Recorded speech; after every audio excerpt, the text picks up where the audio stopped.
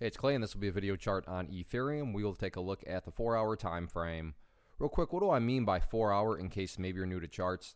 Instead of each one of these candlesticks here representing 1 day's worth of price action, which is what you would normally see, each one represents 4 hours. So while this here may look like a couple months worth of time, it's actually just the past few weeks broken down into 4-hour time slices. I like to this time frame. I think it does a good job of telling the quote-unquote story of the price.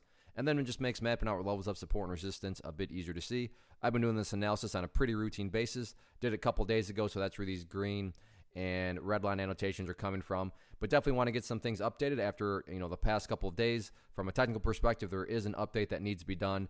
And I mean, this is an example where you could throw it right into a textbook if you wanted to. But the update revolves around the principle in charting that states when levels of resistance are broken and closed above, you want to see them act as support. So for those of you that have been watching my past videos, hopefully you remember me talking about right here around the 905 area, give or take, as that level of resistance, but the price has broken above it. And like I said, as the rule states, when those resistance levels are broken, you want to see them act as support.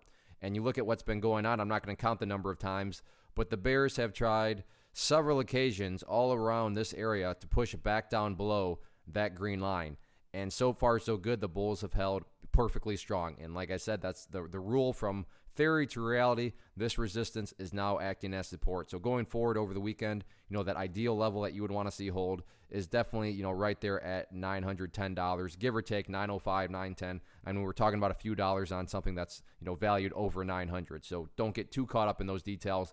In the event that level cannot hold, the next ideal level to hold or to keep an eye on to hold up above is going to be that purple line there, the 50-period simple moving average, which now has a nice little slope to it.